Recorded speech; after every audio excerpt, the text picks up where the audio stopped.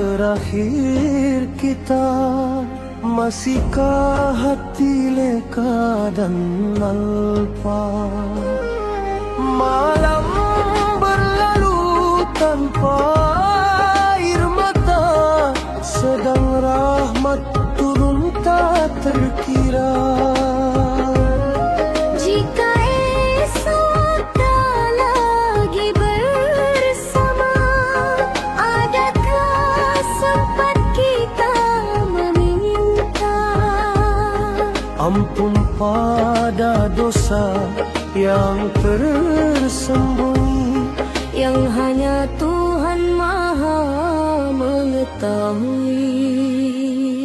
jika ini Ramadan terakhir kita, apa yang akan kita sesali nanti?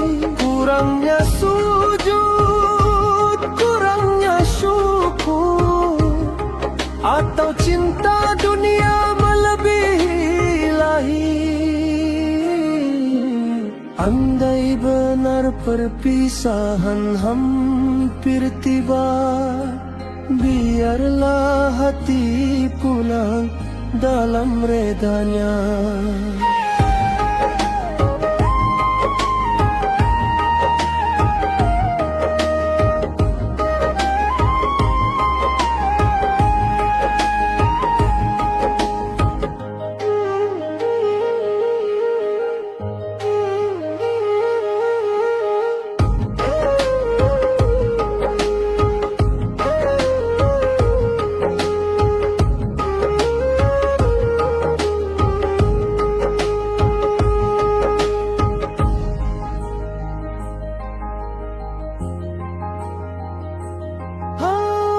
Masihkah hati leka dan alpa?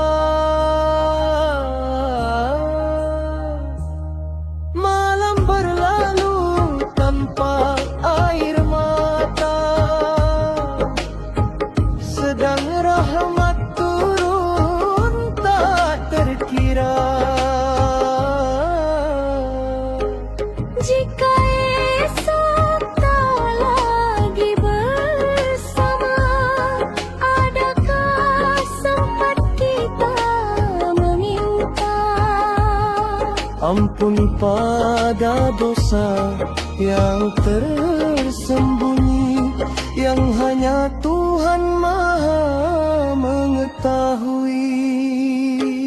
Jika ini Ramadan terakhir kita, apa yang akan kita sesali nanti? Kurangnya sujud, kurangnya syukur, atau cinta dunia melebihi lahir.